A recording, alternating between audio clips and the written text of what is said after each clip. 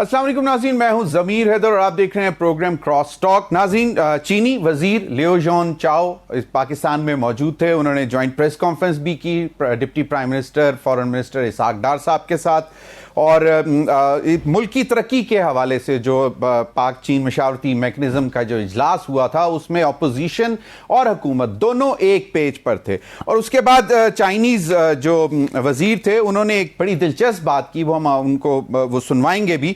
उन्होंने कहा कि किसी भी मुल्क की तरक्की के लिए इस मुल्क के अंदर इस्तेहकाम ज़रूरी है। पाकिस्तान को पेचीदा दाखिली व अंदरूनी दाखिली और खारजी चैलेंजेस का सामना है। मुल्क की तमाम सियासी जमातें हाथ मिलाकर सियासी और समाजी इस्तेहकाम लाएं तो ही पायदार तरक्की को यकीनी बनाया जा सकता है। सियासी इस्तेहकाम पर एक दफ़ा फिर चाइना ने जोर दे दिया कि किसी भी मुल्क की, और यकीनन ये हम आज से नहीं, हम काफ़ी अरसे से ये कह रहे हैं कि सियासी इस्तेहकाम होगा तो मौशी इस्तेहकाम आएगा। चाइना हमारा सबसे बड़ा पुराना दोस्त और हमारा जो हर लिहाज से उसने हमारी मदद की है, उनकी तरफ से भी ये बात आई। नाज़रीन, दूसरी जानिब पाकिस्तान पीपल्स पार्टी और PMLN के दरमियान जो गुज़िश्ता रोज़ हमने एक वर्बल फाइट देखी, उसका नतीजा ये निकला कि बिलावल भुट्टो जरदारी साहब की और वजीर आजम शहबाज शरीफ साहब की गुज़िश्ता रोज़ मुलाकात हुई और फिर एक कमेटी तश्कील दे दी गई जिसका इजलास आज हुआ और तकरीबन 4.5 घंटे जारी रहा। इसके बावजूद नतीजा खेज नहीं रहा। शायद पाकिस्तान पीपल्स पार्टी अपनी डिमांड्स पर अड़ी हुई है और कहा यह जा रहा है कि वजीर आजम शहबाज शरीफ साहब की हिदायत पर इस कमेटी की मुलाकात या फिर इनके एलची मियां नवाज शरीफ साहब से भी मुलाकात करवाएंगे या उनसे भी ये इनके जो कंसर्न्स हैं स्पेशली पंजाब हुकूमत के हवाले से वो डिस्कस किए जाएंगे। नाज़रीन, प्रोग्राम के पहले हिस्से में इन तमाम मामलात पर बात करने के लिए मेरे साथ मौजूद हैं खुर्रम दस्तगीर खान साहब, सीनियर रहनुमा पाकिस्तान मुस्लिम लीग नून। बहुत बहुत शुक्रिया खुर्रम दस्तगीर साहब आपके वक्त का। खुर्रम दस्तगीर साहब, पहले ज़रा ये चाइनीज़ जो स्टेटमेंट आई है इस पर ज़रा थोड़ी सी रोशनी डालें। आप भी हमेशा कहते रहे हैं कि मुल्क की तरक्की के लिए जो है सियासी इस्तेहकाम चाहिए, और अब चीनी वजीर भी यही कह रहे हैं और पाकिस्तान की सरजमीन पर आकर ये बात कर रहे हैं। तो इसके लिए अब हुकूमत क्या कर सकती है सर? और अगर इजाजत दें तो वो शॉर्ट, अगर हाँ लियो जॉन चाओ साहब का शॉर्ट सुनवा दें जी, सुन लें।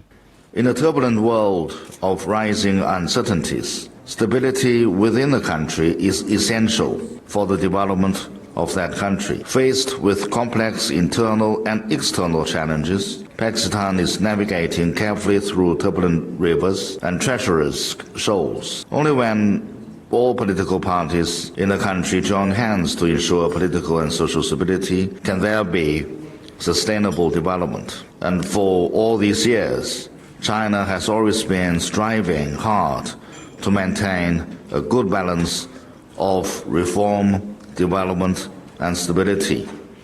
Each of the three. जी खुर्रम दस्तगीर साहब, सर इस पर कमेंट कर दें सर। जी, इस मामले में पाकिस्तान तो जख्म खूरदा है ही, लेकिन चीन भी जख्म खूरदा है। और बड़े आपको मालूम है कि मुश्किल होता है चाइना के साथ मामलात को किसी हतमी नहज पर लेकर जाना। बड़े सोच समझ कर उस मुल्क की जो क़यादत है वह एक्ट करती है, लेकिन उस तमाम जो नतीजा था गुफ्तगू का जो मियां नवाज शरीफ ने की 2013 में, उसका नतीजा ये था कि हमें सितंबर 2014 में पाकिस्तान में शी जिनपिंग जो सदर हैं चाइना के, उनका दौरा होना था। लेकिन ऐन उस वक्त यहाँ पर एक धरना हुआ इस्लामाबाद में, 126 दिन जारी रहा। और उस धरने के वक्त उनसे हुकूमत थी मुस्लिम लीग नून की, उनसे रिक्वेस्ट की गई उस जमात से कि आप कम से कम ये अहम दौरा हो लेने दें, आप फिर एहतजाज कर लें। लेकिन उन्होंने अपने एहतजाज नहीं हटाया, जिसके नतीजे में वो दौरा 8 महीने फिर ताखीर हुई। अप्रैल 2015 में साइन हुआ, जिसको हम CPEC बोलते हैं, और उसके नतीजे में मुख्तलिफ जो प्रोजेक्ट थे वो आगाज हुए बड़ी कामयाबी से और बड़े जोर शोर से। 2-3 प्रोजेक्ट उस हुकूमत के दौरान ही मुकम्मल हो गए, बाकी सब शुरू हो गए। लेकिन 2018 में फिर जो पाकिस्तान में एक जबरदस्ती की तब्दीली आई और वो तमाम का तमाम जो प्रोजेक्ट था CPEC का, वो रुक गया। तो लिहाजा चाइना ने भी पाकिस्तान की जो सियासी इंतशार है उसको अपनी आंखों से देखा और महसूस किया है। और अब जो आज उनके वजीर साहब ने जो बात की है, लिहाजा ये कोई थ्योरी की बात नहीं है। उन्होंने अब चाइना का एक्सपीरियंस पाकिस्तान के साथ एक ऐसा हो चुका है जिसकी बुनियाद पर उन्होंने बात की है। और ये बात हमारे चाइनीज दोस्त हमेशा कहते आए हैं। उन्होंने सीपेक का भी जब आगाज हुआ था तब भी चूंकि उस वक्त अल्लाह ताला के करम से मैं हुकूमत में था, उन्होंने हमसे ये कहा था कि हमारे जो रिस्क पॉइंट्स हैं उसमें सबसे बड़ा रिस्क जो है वो यही है कि पाकिस्तान में सियासी इंतशार होगा और फिर उसका असर जो है वो सीपेक पर पड़ेगा। उस वक्त भी मैं अगर याद करा दूं आपके नाजरीन को, एक जमात जिसके चेयरमैन आजकल जेर हिरासत हैं, उन्होंने सीपेक की बाकायदा पब्लिकली मुखालफत की थी कि जी ये तो बड़ा गलत हो रहा है और ये नहीं होना चाहिए और पता नहीं पाकिस्तान ने कितने कर्जे ले लिए हैं और ये सब बेड़ा गर्क हो जाएगा। अब जबकि हम 8 साल बाद यहाँ फिर मौजूद हैं उसी जगह पर जहाँ हमें चाइना के साथ एक नया आगाज करना है, तो एक बार फिर हमारे दोस्त चाइना ने हमें हम तो यही कह सकते हैं कि दोस्ताना मशवरा भी दिया है और तंबीह भी की है कि अगर हमें आगे चलना है। और अब जबकि चाइना हर साल गुजरते वक्त के साथ चाइना की जो दुनिया में अहमियत है और उसकी जो अपनी पावर की प्रोजेक्शन है वो बढ़ती जा रही है, तो पाकिस्तान को भी अपने मामलात में एक बालिग नजरी और ठहराव लाना पड़ेगा ताकि हम एक सुपर पावर से डील कर सकें। अब वो सिर्फ एक दोस्त नहीं है, एक सुपर पावर है जिसकी पूरी दुनिया में इंटरेस्ट है। और अगर पाकिस्तान ने चाइना की उभरती हुई जो हैसियत है उससे फायदा उठाना है, हमें भी अपने अंदर तब्दीली लाना होगी। बिल्कुल। खुर्रम दस्तगीर साहब, आज जो इजलास हुआ, मशावरती इजलास, जो जिसको पाक चीन पॉलिटिकल पार्टीज फोरम, जो मुश्तरका मशावरती मैकेनिज्म का जो तीसरा दौर का जो इस्लामाबाद में आज इजलास हुआ, उसके बाद एक जो खबर आई है वो ये है कि हुकूमत और अपोजिशन दोनों एक पेज पर हैं जो चाइना के साथ कमिटमेंट हो रही हैं। तो do you see that change coming now कि अब रियलाइजेशन है अपोजिशन में और उस वक्त 2014 की हुकूमती पार्टी में आज वो रियलाइजेशन आ गई है? जी, खुशफहमी की जा सकती है, लेकिन मैं इस मामले में ज्यादा पुरुमीद नहीं हूं क्योंकि जिस ऑपोजिशन का हमें सामना है वो एक फाशिस्ट जबिल्लत की जमात है जिसमें अपने इक़्तिदार की खातिर किसी भी चीज की कुर्बानी वो देने के लिए तैयार हैं। वो आग लगाने के लिए तैयार हैं, वो पुलिस पर पेट्रोल बम फेंकने के लिए तैयार हैं, वो सीपेक को बंद करने के लिए तैयार हैं जो 4 साल रहा 2018 से 22 तक, जिसमें बहुत सारे प्रोजेक्ट्स होते हैं, तवानाई के बड़े अहम प्रोजेक्ट्स थे। सिर्फ एक का मैं जिक्र करूंगा जो पाकिस्तान बड़े अहम प्रोजेक्ट थे, वो अभी अब तक मुकम्मल हो चुके होते हैं। No doubt, no doubt. चलें, आपने कहा कि आपको उनसे तो तवक्को नहीं है, लेकिन अब जो सर हमने वो प्रोजेक्ट्स फिर उन 16 माह में मुकम्मल किए, जिसमें सबसे अहम प्रोजेक्ट थर में 1320 मेगावाट का शंघाई इलेक्ट्रिक का प्लांट है जो पाकिस्तान के मुस्तकबिल के लिए इंतहाई अहम है, क्योंकि उसने साबित कर दिया है कि थर कोल से बड़े स्केल पर बिजली बनाया जा सकती है। तो वो सीपेक का प्रोजेक्ट था, वो 4 साल बंद रहा और फिर उन 16 महीनों में आकर हमने उसको चालू किया और अल्हम्दुलिल्लाह वो मार्च 2023 से नहीं, लेकिन बाकी जो दीगर मंसूबे थे वो भी मुकम्मल हो चुके होते यकीनन।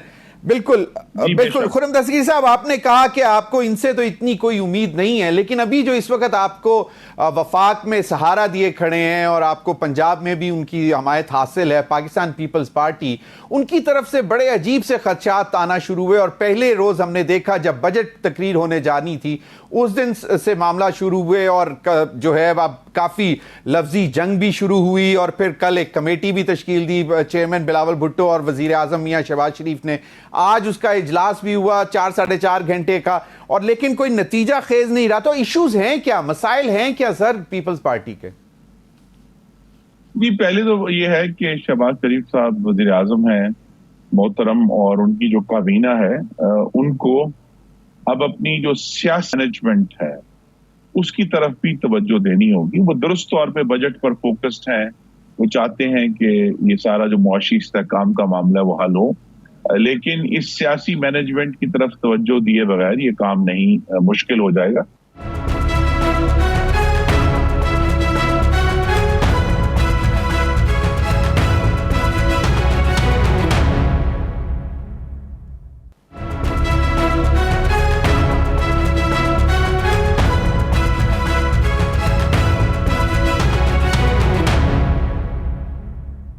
पीपल्स पार्टी की ख्वाहिश ये है कि वो गलबे में तो हिस्सा लें लेकिन मलबे में हिस्सा ना लें। तो लिहाजा वो चाहते ही हैं कि उन्होंने अपने जो तमाम आईनी जो ओहदे हैं वो हासिल किए हैं। उन्होंने वफाक के अंदर मुख्तलिफ जगहों पर जो उनकी बड़ी अहम अपॉइंटमेंट्स हैं वो भी हासिल की हैं।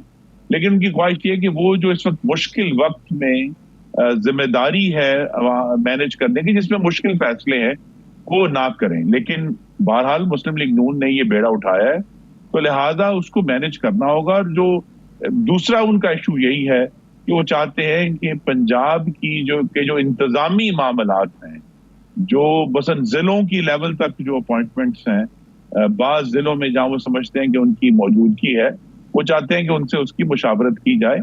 इसमें असूली इख्तलाफ तो इतना नहीं है, इसमें ज्यादा ये है कि किस तरह अपना जो सियासी हिस्सा है इक़्तिदार में उसको वसी किया जाए। बिल्कुल खुर्रम दस्तगीर साहब, यकीनन आपने सही फरमाया कि लेकिन कुछ लोग ये भी कह रहे हैं कि ये सारा जो एक बजट की तकरीर से लेके आज तक का जो मामला शुरू हुआ है, ये वजन बढ़ाने के लिए है, अपनी बारगेनिंग पोजीशन स्ट्रांग करने के लिए है पीपल्स पार्टी के लिए। So do you agree to that analysis?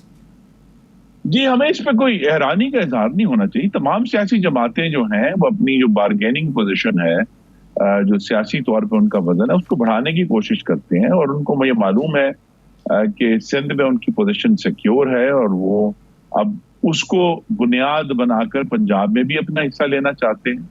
और अब मुस्लिम लीग नून की आला क़यादत का सदर खुद अल्हम्दुलिल्लाह मोहम्मद नवाज शरीफ हैं कि सिंध में भी इसी तरह हमें भी क्लेम करना है कि सिंध के अंदर भी हमें वही स्पेस दिया जाए, मतवाजी स्पेस, जो कि वो पंजाब में क्लेम कर रहे हैं। लिहाजा ये एक सियासी तौर पे अपने जो असर व नफूज है उसको बढ़ाने की और उसको वसअत देने की कोशिश है। ये सियासी बारगेनिंग जो है ये जारी रहेगी। और ये मैं फिर कहूंगा कि वजीर आजम और उनकी काबीना का ये फर्ज है कि वो अब इसकी तरफ भी एक मुस्तकिल एजेंडा आइटम के तौर पे इसको रखें कि उन्होंने गुफ्तगू करनी है अपने हवारियों से। और ये बड़ी अहम बात है और सियासत में ये कोई इसमें हरफ आखिर नहीं। खुर्रम दस्तगीर साहब, एक कहा जाता है, एक मशहूर कहावत है, हिस्सा बराए जुस्सा।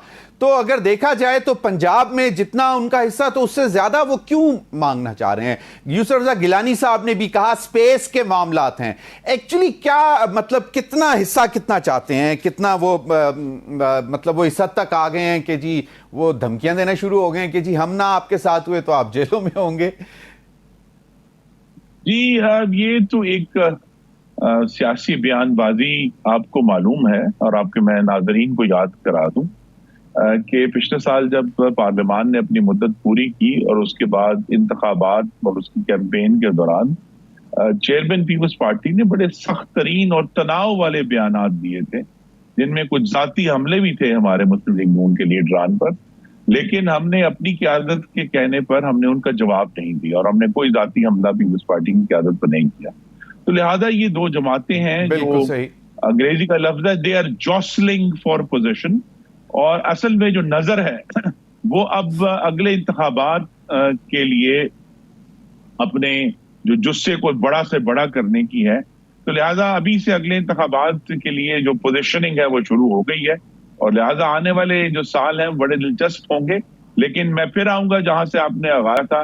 अहम बात यह है कि जो भी सियासी बारगेनिंग हो, मुल्क के अंदर सियासी इस्तेहकाम रहना चाहिए और पूरी कौम को और दुनिया को ये पैगाम जाना चाहिए कि पाकिस्तान अब स्टेबल है और अपने जो अंदरूनी मसाइल हैं, जिसमें दहशतगर्दी भी बार बार उठती है, उसकी तरफ तवज्जो दे रहा है। बिल्कुल सही। खुर्रम दस्तगीर साहब, आपने सही फरमाया कि पिछले साल जब पीडीएम की हुकूमत ख़त्म हुई, केयर टेकर सेटअप आया, चेयरमैन पीपल्स पार्टी की एक टोन थी जो हम सब ने सुनी और उन्होंने कहा कि जी हमारे शोल्डर्स पे कुछ नहीं है, जो कुछ किया कराया वो पीएमएलएन ने। लेकिन अभी तो वो लोग बैठे हुए हैं, उन्होंने काबीना का हिस्सा बनना है, तो वाई वुड मतलब वो। और फिर आपने कहा कि ये इलेक्शन, अगले इलेक्शन मतलब 4-4.5 साल से ज्यादा अरसा मतलब पड़ा हुआ है इलेक्शन में। तो आपको क्या लगता है कि कुछ जल्दी भी मामला हो सकते हैं? नहीं नहीं, जल्दी तो मैं नहीं देख रहा फिलहाल। कम से कम अगले 2 से 2.5 साल तो यहाँ इंशाल्लाह स्टेबिलिटी रहेगी। लेकिन जैसे ही वो 3 साल का मार्क क्रॉस होगा 2027 में, तो फिर जाहिर है अगले इलेक्शन के लिए मजीद तेजी से जॉसलिंग शुरू हो जाएगी। और एक ऐसी सिचुएशन में है हम जहां गालिबन पीपल्स पार्टी का ये भी, और मैं अब यहाँ के आसर आई कर रहा हूँ, मेरी जाती राय है, मेरी जमात की राय नहीं है, कि वो ये देख रहे हैं कि अगर तो ये मुश्किल फैसले शहबाज शरीफ साहब करेंगे जिस तरह हमारी तवक्को है इंशाल्लाह, तो फिर पीपल्स पार्टी जो है वो अपनी जो एक अलहदा हैसियत को कायम रखते हुए जिम्मेदारी से भी अपने आप को बचाने की कोशिश करेगी, लेकिन साथ ही जो स्टेबिलिटी है आने वाली इंशाल्लाह और पाकिस्तान की आने वाली खुशहाली है उसको बुनियाद बनाकर अपना हिस्सा भी लेने की कोशिश करेगी। तो ये मुस्लिम लीग नून के लिए बतौर जमात एक इम्तिहान है कि ना सिर्फ पीपल्स पार्टी को हमने गलबे में तो हम हिस्सेदार हैं, उनको मलबे में भी हिस्सा बनाना है।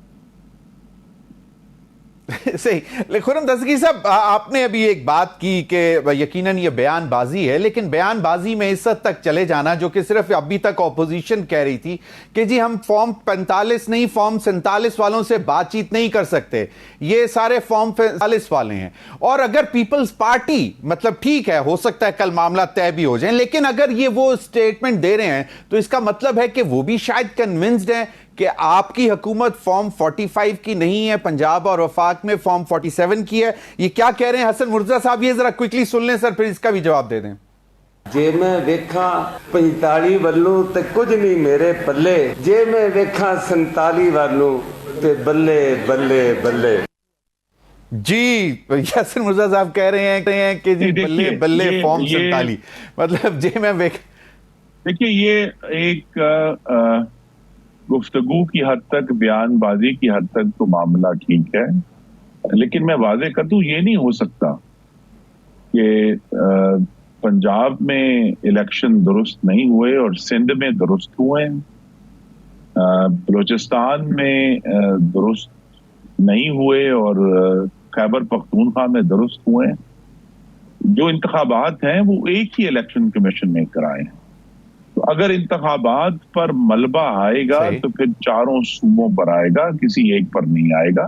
तो ये उनकी मेरे ख्याल में एक सियासी रेटरिक तो हो सकता है, लेकिन जब आप संजीदगी से इस पर सोचेंगे, और ये जो हल्की फुल्की मौसीकी है पीपल्स पार्टी की, हमें इससे इस ज़हनी तौर पर हम तैयार हैं और इस पर, लेकिन अगर ये मामला हमें, क्योंकि एक जिम्मेदारी है वफाकी हुकूमत को स्टेबिलिटी देने की, वरना देखें ना अपने अपने सूबे में तो मुस्लिम लीग नून की भी एक वाज़ेह अक्सरियत है, पंजाब में उनकी सिंध में अक्सरियत है, लेकिन जो पंजाब पाकिस्तान का मरकज है उसको जो चलाने की जिम्मेदारी है, अब उनकी कोशिश यही है कि जो मुश्किल फैसले हैं, चाहे वो आने वाली प्राइवेटाइजेशन है या दूसरे जो मुआशी फैसले हैं जो लेने हैं, उनसे वो उनकी जिम्मेदारी कबूल ना करें।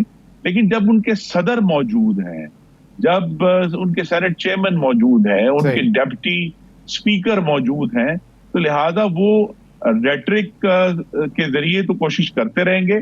और मुस्लिम लीग नून को भी मेरी तो यही, मैं अपनी पार्टी को तजवीज दे चुका हूं कि मुस्लिम लीग नून को भी अपना जो रेटरिक इंजन है उसको चुपक चला देना चाहिए, और हमारे भी लोग सामने आने चाहिए जो सिंध के अंदर बात करें, जो खैबर पख्तूनख्वा में बात करें, और ताकि हम एक जिसे हम कहते हैं सेहतमंद मुकाबला जो है, एक हेल्दी कंपटीशन चारों सूबों में और वफाक में नजर आए।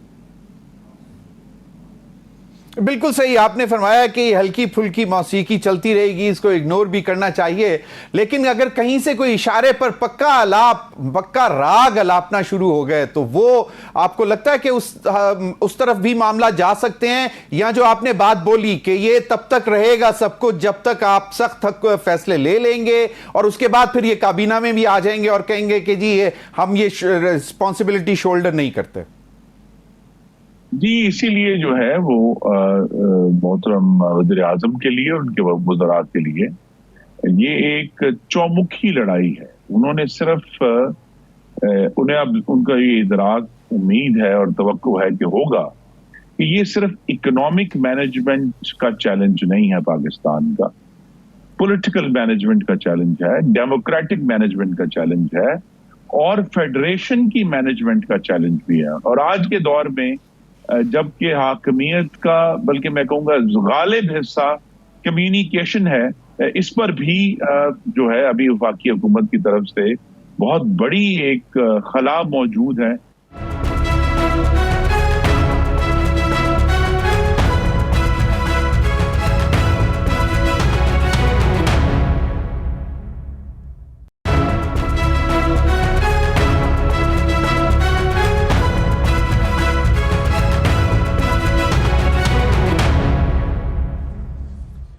वेलकम बैक नाज़रीन। हमें ज्वाइन किया है शौकत महमूद बसरा साहब, सीनियर रहनुमा पाकिस्तान तहरीक इंसाफ, और हमें ज्वाइन किया है कादिर खान मंदोखेल साहब, सीनियर रहनुमा पाकिस्तान पीपल्स पार्टी।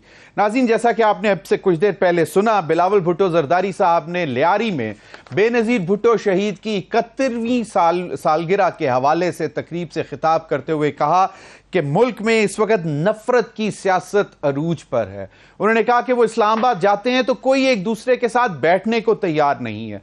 उन्होंने कहा पार्लियामान में अगर सब सियासी जमातें इकट्ठे होकर अवाम के मसाइल का हल निकालना चाहें तो अवाम के मसाइल का हल निकल सकता है। ये बड़ी अहम बात की है उन्होंने कि अगर इस्लामाबाद वो आते हैं तो कोई बैठने को तैयार नहीं है। पाकिस्तान पीपल्स पार्टी, आपको मालूम है, आसिफ अली जरदारी साहब सदर बनने से पहले, इंतखाबात से पहले, इंतखाबात के बाद, हुकूमत साजी, और फिर सदर बनने से पहले, सदर बनने के बाद, और फिर जो पार्लियामेंट से खिताब था उसमें भी उन्होंने कहा था कि बैठकर बात करनी है। शौकत महमूद बसरा साहब, बिलावल भुट्टो साहब ने जो ये बात की है, इसको में कोई मतलब कम से कम एक बात तो अच्छी की है उन्होंने कि जी सबको मिल बैठकर अवाम के मसाइल का हल निकालना है, और पार्लियामान ही उन्होंने कहा फोरम है।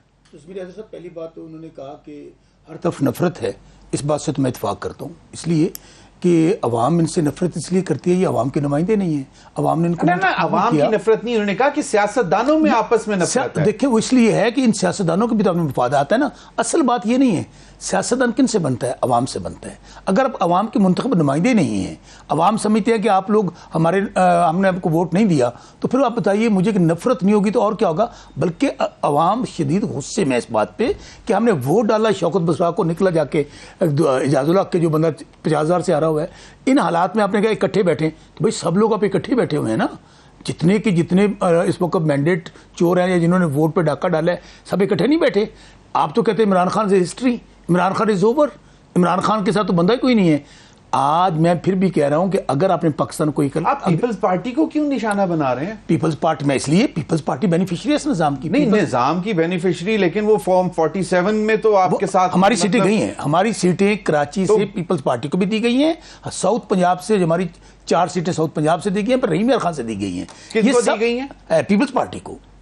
पीपल्स पार्टी को मैं आपको वो आपके मतलब हसन मुर्जा साहब आपकी आवाज बन रहे हैं। वो तो कह रहे हैं कि जो हुकूमती पार्टी है ये फॉर्म 47 वो हसन मुर्जा साहब ने तो बड़ी एक जबरदस्त बात कही है। उन्होंने कहा पंजाबी में, अगर वेखा फार्म 45 बल्ले तो कुछ नहीं साडे पल्ले, अगर वेखा फार्म 47 बल्ले तो बल्ले बल्ले बल्ले। तो देखें फिर आप पीपल्स पार्टी को कम से कम वो भी रियलाइज करते हैं कि आप हम ये समझते हैं कि ये सब लोग एक ही थाली के चट्टे बैठे हैं, इनका मफाद वाबस्ता है, ये सब बुग़्ज़ इमरान में इकट्ठे हैं। उनको पता है कि इस वक्त पाकिस्तान में सिर्फ इमरान खान है, 90% अवाम को रिप्रेजेंट कर रहा है। हमने पार्टी तोड़ ली, हमने कहा कि इमरान खान हिस्ट्री, हमने निशान छीन लिया, कैंडिडेट छीन लिए।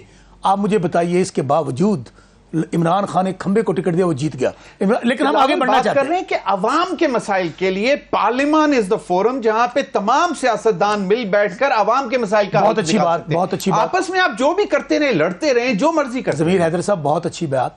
अवाम के नुमाइंदे जो मुंतखब होकर आए हैं, शौकत बसरा तो आपके सामने बैठे हैं, मेरे से हारने वाला 50,000 से असेंबली में बैठा है, वो किस तरह मसाइल हल करेगा? हाँ, जितने लोग बैठे हैं। कल की मैं बात बताता हूँ, सुनिए। नहीं, कल हम लोग सुप्रीम कोर्ट में, हमारा ट्रिब्यूनल का केस लगा हुआ था।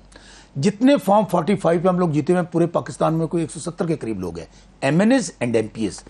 In front of supreme court हमने चीफ जस्टिस काजी फैसल साहब ने कुरान पाक पे सबने हल्फ दिया है कि हम लोग जीते हुए हैं, हमें अब वहां से फॉर्म 47 के लिए हराया गया है। ज़मीर हैदर साहब, मुझे बताइए इस तरह किस तरह आप निजाम को चला सकते हैं? क्या आवाम, एक बात बता दें, आप खुद लॉयर हैं, ठीक है, कानून को समझते भी हैं, कुरान पर हल्फ देकर क्या अदालती फैसले हो सकते हाँ, हैं? बहुत अच्छी बात कही आपने। ट्राइब्यूनल्स के फैसले हो सकते हैं, वो उससे क्या मरगूब हो सकते हैं? क्या करें? सारे ही फिर कुरान पर हल्फ ले देना शुरू कर दें, जजेस भी, अवाम भी, पार्लियामेंटेरियंस भी, हारे हुए जीते हुए सब। समीर हैदर साहब, अब आपका जब कुरान से बड़ी अल्लाह की किताब तो नहीं है ना, नहीं है। हम मुसलमान हैं और हमारा ईमान है, जिसने झूठा कुरान दिया वो गर्क हो जाएगा इस दुनिया में भी और आखिरत में भी। सही। अब हम लोग ट्राइब्यूनल्स में जा रहे हैं, हम लोग उनको, कल हमने क्या कहा है, ट्राइब्यूनल से वो भाग गए, आपके इस्लामाबाद हम बैठे हुए ना अभी, तारिक जहांगीर साहब ने ऑर्डर किया, लाएं अपने फॉर्म 45, 46, 47, वो चले गए जाके इलेक्शन कमीशन। और इलेक्शन कमीशन क्या कर रहा है कि हाई कोर्ट को कह रहा है आप कौन होते हैं? वो इलेक्शन कमीशन जिसको हमारा मुल्ज़म है, जो कहते हैं कि जिसने मिलकर सारा धांधला करवाया है, तो निज़ाम कोलैप्स कर गया ना। अब हम लोग उनको कल एक और भी ऑफर किए, आप सुप्रीम कोर्ट आना चाहें, हाई कोर्ट आना चाहें, बादशाही मस्जिद आना चाहें, कायदे आज़म के मज़ार पे आना चाहें, अल्लामा इकबाल के मज़ार पे आना चाहें, फैसल मस्जिद में आना चाहें, ये हमें कुरान पाक पे हल्फ दे दे, हम सब लोग इनको मैंडेट को मान लेंगे। या इस तरह फिर नहीं होगा कि आप हमें जेलों के अंदर बंद करें। आज देखें वो कर रहे हैं 1 साल से इमरान खान पाकिस्तान की सबसे बड़ी पार्टी के लीडर है, आपने उनको 1 साल से पाबंद सलासल रखा हुआ है, हमारी माएँ बहनें बेटियां जेल में हैं। और आज कितनी बड़ी बदनामी है, वो कहते हैं ना सियासत और अखलाकियात का जनाजा है, ज़रा धूम से निकले। पाकिस्तान की पार्टी का सबसे बड़ा लीडर इमरान खान आज शादी के जुर्म में जेल में पड़े हुए हैं। बुशरा बेगम क्या क्या कसूर है? वो तो यकीनन बड़े अफसोसनाक। चलें वो देखें, वो मामला तो अदालती है ना। चलें अब जरा आपने बात की है ना कि बानी पीटीआई जो है वो अडयाला जेल में, आज उन्होंने गैर रस्मी गुफ्तगू की, उन्होंने कहा कि मैं पीछे हटने को तैयार हूं, मुझे मुतमईन कर दें कि मेरे पीछे हटने से मुल्क की बेहतरी हो सकती है। कौन मुतमईन करेगा? और वो क्यों पीछे हटे? अच्छा, बात यह है कि वो एक पाकिस्तान की बहुत बड़ी जमात के बानी हैं, लीडर हैं, वो बातचीत क्यों नहीं करते? पीछे हटने की बात क्यों करते हैं? ज़मीर हैदर साहब, हम पाकिस्तान है तो हम सब हैं, पाकिस्तान नहीं तो कुछ भी नहीं है। पाकिस्तान में फिर आपको कह रहा हूं कि इस वक्त पाकिस्तान की तारीख का सबसे बड़ा लीडर इमरान खान, अगर आप उसको दीवार के साथ लगाएंगे तो आप पाकिस्तान को दीवार के साथ लगाएंगे। वाहिद फेडरेशन का लीडर है। हम कहते क्या हैं? हम सिर्फ ये कह रहे हैं कि आप पाकिस्तान में वो जो आईने पाकिस्तान है, अभी पीपल्स पार्टी के मंदोखिल साहब आएंगे ना, हमारी सिर्फ एक डिमांड है कि वो जो आईने पाकिस्तान है 1973 का कॉन्स्टिट्यूशन, उसके मुताबिक अगर जब तक आप पाकिस्तान के निज़ाम को नहीं चलाएंगे, पार्लियामेंट अपना काम करे, एस्टेब्लिशमेंट अपना काम करे, अदलिया अपना काम करे, पाकिस्तान में रूल ऑफ लॉ जब तक नहीं होगा, ये पाकिस्तान आगे नहीं बढ़ सकता। ज़मीर हैदर साहब, आप इस तरह नहीं कर सकते कि आप यहां पर, मैं बार बार कहूं कि इमरान खान का कसूर क्या है। इमरान खान ये आपको कह रहा है कि मैंने सिर्फ और सिर्फ यहां बैठा हूं तो अवाम की खैतर बैठा हूं। क्या हम डील नहीं कर सकते थे? क्या हम मुल्क से बाहर नहीं जा सकते थे? माजी में क्या होता था? रातों रात डील होती थी, कोई 10 साल के लिए चला गया, कोई 5 साल के लिए चला गया। आज अगर फर्ज करें इमरान खान ने रिलीज होना हो, चलें एक फिक्रा मैं मान लेता हूं कि डील करने को की जा सकती है। एक फिक्रा, सुप्रीम कोर्ट का केस चल रहा था आईनी तरामीम का, नैब का। खान साहब ने कहा इन आईनी तरामीम का मुझे फायदा हो सकता है कि मैं सपोर्ट करूं। ये मैं समझता हूं साल का सबसे बड़ा सेंटेंस है खान साहब का। उन्होंने कहा इससे मुझे फायदा हो सकता है लेकिन मेरा मुल्क दिवालिया हो जाएगा। आप बताइए, जहां ये सोच हो और यहां दूसरी तरफ सोच ये हो आपके खिलाफ। फिर देखें, फिर बात वहीं पे आ जाती है ना कि जब आप लोग ताकत में थे तो नैब भी था वहां पे, आप कितने पैसे रिकवर कर सके, कितने लोगों को सजाएं दिलवा दी, और अल्टीमेटली वही देखा कि जी this is was all political victimisation. उस बात को रहने दें, लेकिन खान साहब की बात को मैं वजन में देता हूं, रखता हूं। बहुत बड़ी बात की है कि वो जात के लिए उन्होंने नहीं कहा, उन्होंने कहा कि नहीं, मैं आवाम के लिए, कौम के लिए, पाकिस्तान के लिए। अब वो बात करते हैं कि जी महमूद खान नचकज़ई अगर कोई पेशकश लेकर आएंगे तो मुज़ाकरात करने का सोचेंगे। पहले बिल्कुल बिग नो, उसके बाद महमूद खान नचकज़ई, फिर महमूद खान नचकज़ई पर नो कि जी वो अपने तौर पर कर रहे हैं, हमारे प्लेटफॉर्म से नहीं कर सकते हमारे। फिर अब दोबारा बात हो रही है। ये क्या है? क्या क्लैरिटी बात करना चाहते हैं, नहीं करना चाहते? बिल्कुल कोई फ्रंट बट नहीं, क्लैरिटी के साथ आपको बता देता हूं। आज के दिन जब मैं 92 पे ज़मीर हैदर साहब के साथ बैठा हूं, इन तीनों पार्टियों के साथ, नून लीग, पीपल्स पार्टी, एड़ियां रगड़ने इनके बावजूद, इनके तरले मिन्नतें करने के बावजूद आज तक हम इनके साथ हमारे मुज़ाकरात नहीं हो रहे। उसकी वजह ये बेख्तियार हैं, ये खुद मैं बताता हूँ, ये डमीज कह लें इनको। हम कहते हैं कि जो आपने कहा महमूद नचकज़ई साहब का, डेफिनेटली हमने 6 जमाती इत्तेहाद बनाया, किसके लिए? आईने तहफ़्ज़े आईने पाकिस्तान के लिए। उनको मैंडेट दिया है क्योंकि प्रैक्टिकल फार्मूला ये नहीं है मौसम कैसा है आजकल इस्लामाबाद का, फलां जगह बारिश हुई है कि नहीं हुई है, ये बताएं कि हमने कौन कौन सा हमने मिनिस्ट्री लेनी है, तहफ़्फ़ुज़ आईन पाकिस्तान के लिए कि उसकी आड़ में आगे जाके महमूद खान अचकज़ई साहब ऑन बिहाफ ऑफ पीटीआई मुज़ाकरात कर सकते हैं, इस पर भी बात करते हैं। लेकिन मुझे कहा जा रहा है क्विक ब्रेक का, नाज़रीन वक्त हुआ एक ब्रेक का, हमारे साथ रहिए।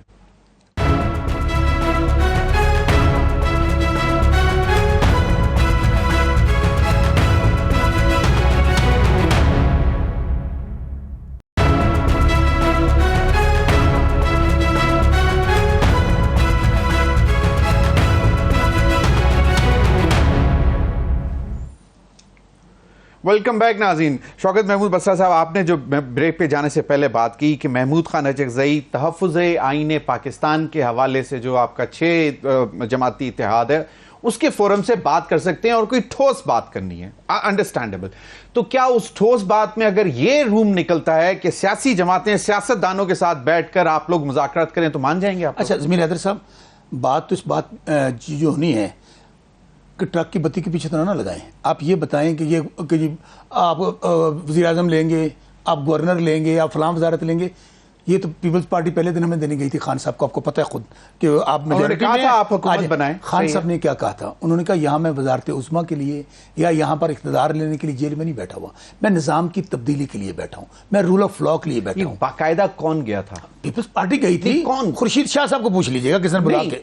वो बाकायदा खान साहब के पास गए थे या पैगाम भिजवाया? इन्होंने पैगाम भिजवाया था। पैगाम भिजवाया, पीपल्स पार्टी ने पैगाम भिजवाया था। मैं गारंटी के साथ वो मैं मानता हूं, पैगाम भिजवाया था। मुलाकात नहीं हुई ना किसी? नहीं, मुलाकात नहीं हुई। सही, इनकी बड़ी शदीद तरीन ख्वाहिश है सबकी। मैं आपके प्रोग्राम में कह रहा हूं, नून लीग की भी और पीपल्स पार्टी की भी। लेकिन उसकी वजह उनको पता है कि हम खान साहब के बगैर ये निज़ाम नहीं चल पाएगा। खान साहब चूंकि पाकिस्तान है, अब अवाम एक तरफ खड़े हों। आप देखें, अदारे किससे होते हैं? अदारे अवाम से होते हैं। इदारे इस तरह नहीं चलते कि आप लोग अवाम को दीवार के साथ लगा दें, आप IMF का बजट ले आएं, आप खुद अपनी जायदादें बाहर ले जाएं, सारा पैसा बाहर ले जाएं और लोगों को कहें कि आप टैक्स दें। 50,000 वाले की तो आप सिम बंद कर दें। दुबई लीग से क्या बना एवन फील्ड का, क्या बना पनामा का? आज खान, हमारा पाकिस्तान का क्या मौक़िफ़ है, खान साहब का मौक़िफ़ है कि जिसका माल बाहर पड़ा है बनाइए कानून साजी, बाहर का माल पाकिस्तान में ले आए, पाकिस्तान के माल हल हो जाएंगे। आज 5% अशराफिया क्या उनकी चिराग है पाकिस्तान? कि आप यहां पर आएँ, IMF से पैसे लें, यहां पर टैक्सेस लगाएं और अवाम बेचारे भूखे मरे, हुकूमत करें और फिर निकल जाएं। हाँ, मैं मान लेता हूं, चलें, मैं बिल्कुल मान लेता हूं। अब आप बैठे हुए तो एक बात महमूद अचकज़ई दोबारा कहने लगूं आपको, कंक्रीट कि आप क्या रोड मैप है आपके पास। हमने 2 बातें कही हैं। स्टोलन मैंडेट, मैंने आपको कल कहा कि हम लोग सुप्रीम कोर्ट, वो अदालत में है ना वो मामला, सुन तो लेना। उसके लिए हमारी दरखास्त भी सुप्रीम कोर्ट के अंदर है। हमारी दरखास्त तो नहीं लगती 4 महीने से, कौन सी फुल कोर्ट बना दें, लाइव दिखाएं कौम को। लेकिन धांधली छिपाने वाली दरखास्त तो कल ही लग गई कि chief justice Lahore high court फैसला देते हैं कि ये ट्रिब्यूनल काम करे। वो जजेस जो अपराइट जजेस हैं, होता क्या है, इलेक्शन कमीशन भाग के फिर उनके खिलाफ चला जाता है। तो अच्छा, असीरान हैं। आप मुझे बताइए कि हमारी आवाम देख रही है बसरा साहब, सब अवाम ने तो ठीक है ना, अवाम ने से परेशान नहीं होना चाहिए कि तारीख लग रही है कि नहीं लग रही, लेकिन उम्मीद यह है कि आप लोगों को इंसाफ मिलेगा। देखें, यही है ना उम्मीद, तो हमारी भी, आपकी भी, सबकी, कि इंसाफ होना चाहिए, आपको इंसाफ मिलना चाहिए, ये उम्मीद है। अब मैं एक तरफ आता हूं, आपने महमूद खान अचकज़ई की बात की, ठीक है, बिल्कुल कि जी वो अगर वो बाकायदा, जिस तरह खान साहब ने बोला है कि पेशकश लेकर आएंगे तो मुज़ाकरात करने का सोचेंगे, मतलब ये क्या बात हुई कि अगर वो बाकायदा पेशकश कहां से लेकर आएंगे? सियासतदानों से लेकर आएंगे ना, तो पार्लियामान से लेकर आएंगे। पहली बात और बहुत अच्छी की अवाम की, 9 मई चल रहा था ना, 8 फरवरी को अवाम ने बता दिया कि अवाम इमरान खान के साथ खड़ी है। इसमें तो अब कोई 2 राय नहीं है ना। आपके जुल्म जबर के बावजूद कैंडिडेट चले गए, पार्टी तोड़ दी, खान साहब जेल में हैं, इंटरनेट बंद है, लोगों ने कहा जान अल्लाह दी वोट खान दा। ये तो अवाम ने फैसला दे दिया। अब आपने कहा अचकज़ई साहब सॉलिड कोई प्रपोजल, क्या सॉलिड प्रपोजल है? क्या इमरान खान अपनी जात के लिए कोई डील मांग रहे हैं? एब्सोल्युटली मैं बात ये नहीं कर रहा, मैं ये कर रहा हूं कि अगर वो कहते हैं मुज़ाकरात करने का सोचेंगे तो किससे करेंगे? अच्छा, मुझे इन्हीं पार्लियामेंटेरियन से करेंगे ना। मैं डील छोड़ें कि सॉलिड या कोई इंपॉर्टेंट या कोई बाकायदा इशू ओरिएंटेड हो, that is something for future to decide. बात यह है कि अगर वो कहते हैं कि जी ये पॉलिटिशियंस आके बात करना चाहते हैं, करेंगे। अच्छा, पॉलिटिशियंस, आप मियां शहबाज शरीफ साहब हारे हुए, मरियम बीबी हारी हुई, देखें, मियां नवाज, सुन मेरी बात सुने, फिर आप जीरो पे आ गए ना दोबारा। जीरो पे इसलिए आ गया कि सबसे बड़ा स्टॉलवर्ट इनके पास मियां नवाज शरीफ था ना, कि मियां जी दुआवेगा लग पता जावेगा। अब जो कि नून लीग का दोस्त नहीं है कोई, हाँ इसके बावजूद मैं फिर कहता हूं, फिर वही आप ये शौकत महमूद बसरा के कहने से नहीं डिसाइड होगा, ये डिसाइड करेंगे इलेक्शन ट्राइब्यूनल्स और उसके बाद अदालत। अब आगे चलते हैं। आपने कहा कि इन सब की ख्वाहिश है कि जी आपको मिलाएं, आपके साथ मुज़ाकरात हों ताकि मुल्क में इस वक्त जो है वो सियासी इस्तेहकाम आए। ठीक है, आज वो जो चाइनीज़ वजीर आए उन्होंने भी यही कहा, उन्होंने कहा कि जी सियासी इस्तेहकाम चाहिए अगर मुल्क को पायदार तरक्की चाहिए, एक चीज़। दूसरी चीज़ ये कि एक हम ये भी सुन रहे हैं कि जिस तरह PTIP खैबर पख्तूनख्वा में थी, परवेज़ खटक साहब, उनकी बिलावल साहब या पीपल्स पार्टी के साथ मुलाकातें, मामला चल रहे हैं आगे। कराची से हमें ऐसी आवाजें आ रही हैं कि जी पाकिस्तान तहरीक इंसाफ नजरियाती भी कोई बनने जा रही है, ये क्या मामला था? पाकिस्तान पीपल्स पार्लियामेंटेरियन भी बनी थी यहाँ पे अभी बाकी छोड़ देते हैं, अभी ये नहीं बनी थी IPP तरीन साहब वाली, नहीं बनी पार्लियामेंटेरियन PTI वहां पर खटक साहब वाली, क्या हुआ? इतने बड़े बड़े नाम जो कहते 2018 में फलां लेकर आया, फलां का जहाज लेकर आया, तरीन साहब लेकर आया, खटक साहब लेकर, भाईजान MNA MP बनना बड़ी दूर की बात है, जमानतें जब्त हो गई, सियासत खत्म हो गई, इसलिए हमें कोई परवाह नहीं है। उसकी वजह अवाम सिर्फ और सिर्फ जो वोट मिले ना, मेरा दरअसल मैं अपनी बात बताता हूं, मेरे पास सुप्रीम कोर्ट से मेरे कागज बहाल हुए, 9 दिन थे मेरे पास, लोगों ने हल्के में तक लोग नहीं गए, सही वोट है इमरान खान का। चलें, बिल्कुल ठीक है, चलें। अभी जरा मुझे कादिर खान मंदोखेल साहब ने ज्वाइन कर लिया, मैं चाहूंगा। बहुत बहुत शुक्रिया कादिर खान मंदोखेल साहब। मंदोखेल साहब, एक तो बिलावल ने जो बात की कि जी इस्लामाबाद जाता हूं तो कोई किसी के साथ बैठने को तैयार नहीं, मुल्क में नफरत की सियासत है और अगर पार्लियामान में तमाम सियासतदान मिलकर बैठें तो अवाम के मसाइल का हल हो सकता है। मुझे ये बताएं कि इसके लिए इनिशिएटिव बिलावल भुट्टो जरदारी खुद लेंगे? अब ज्यादा ले के एक तरफ हमने अपने खदशात और सारी चीजें जाहिर किए कि बजट की गई और हमारे तर्जमान के सीनियर लोगों के, और फिर साहब ने कल बिलावल साहब को टाइम दिया था और शाम 4 बजे टाइम था, तो दिन में 2 बजे हनीफ अब्बासी के जरिए शहबाज शरीफ साहब ने और सारी बातों को, हमारी बातों को जुटलाया और बल्कि ये कहा कि भाई दी गई है और बकायदा हद की इज्जत बिल में भी और यहाँ भी।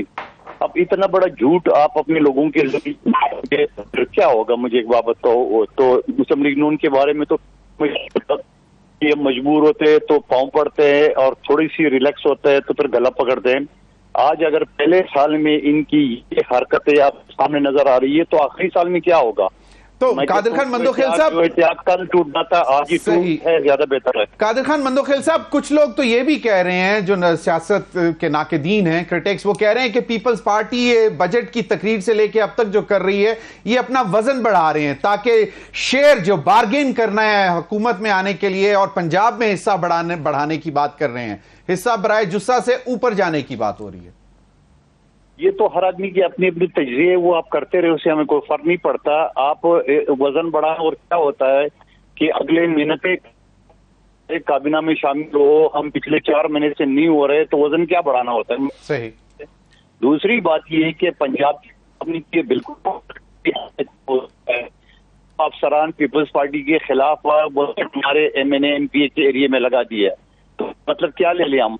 इसका मतलब हम ये हमें नहीं कहते आप अपना मर्जी से जितनी भी ब्यूरोक्रेसी लगा लो, जो 35 साल पहले आपने अपॉइंट किए थे, आपने उसको बड़ा पढ़ा के और पढ़े लिखे पंजाब में आप लिखा के उनको आपने पोस्टों पे लगा लिए, मगर कम से कम जब हम आपको पॉइंट आउट करें कि फलां अफसर जो ना वो हमारे अगेंस्ट है, उसको तो यहाँ से दफा कर दो, उसको भी नहीं कर रहे। तो इसका ये मतलब ये है कि लीग नून ने हमारे कंधे पे चढ़ के और जिस तरह नवाज शरीफ साहब आए थे 5 मिनट के अंदर इसके मुकदमा खत्म हो गए, नादरा के अफसरान एयरपोर्ट पहुंच के उनसे अंगूठे लगवा लिए और जजेस ने दरवाजे खोल के आई है गुट्टी भी कोई लफ्ज अदा किया होगा शायद किसी दी। तो ये सारी चीजें तो उस वक्त ही जब अदम एतमाद की तहरीक बिलावल साहब ने शुरू की है, उस वक्त भी हम इनको कहे आ जाओ PTI की हुकूमत, नहीं जी खौफ डर था, इनके खौफ डर खत्म करने के लिए हमने सारा दिए है, हमने उनको वज़ीर-ए-आज़म बनाया जो कि अपने भाई भी इसको नहीं बनाना चाह रहा था, उसके बाद अब थोड़ा सा जो एक फंड आ गया इधर, वो भी फंड में इनके क्या कमाल है। चलें, बिल्कुल। कादिर खान मंदोखिल साहब, एक इंपॉर्टेंट बात मैं करना चाहता हूं, तो फिर मैं चाहूंगा शौकत बरसा से भी उन पे कमेंट लूं कि वो केपी के जो चीफ मिनिस्टर हैं, उन्होंने जाके कहा ग्रिड स्टेशन पे मैं जाके कब्जा कर लूंगा, बटन मेरे पास है। फैसल करीम कुंडी साहब जो कि गवर्नर केपी हैं, वो कहते हैं कि ये सिविल नाफरमानी है। आप कानूनदान भी हैं, आप पार्लियामेंटेरियन भी रहे हैं, आप आइन को समझते हैं कि क्या ये वाकई सिविल नाफरमानी के जुमरे में आता है, और अगर कोई करता है तो उसके साथ मुज़ाकरात हो सकते हैं? नहीं, ये सिविल नाफरमानी जो है ना वो पीटीआई के दायरेकार में तो नहीं आते, बाकी कोई और पार्टी कर ले तो उनको अंजाम तक पहुंचा सकते हैं। इनकी तो तरबियत ही ऐसी हुई है। आपको इमरान खान साहब का वो स्टेज और याद नहीं है जो बिजली के बिल फाड़ रहे थे, तो वो क्या था। बहुत शुक्रिया शौकत महमूद मसरफ बसरा साहब, कादिर खान मंदोखिल साहब। नाज़रीन, अब तक के लिए इतने ही, इजाजत दीजिए, अल्लाह हाफिज।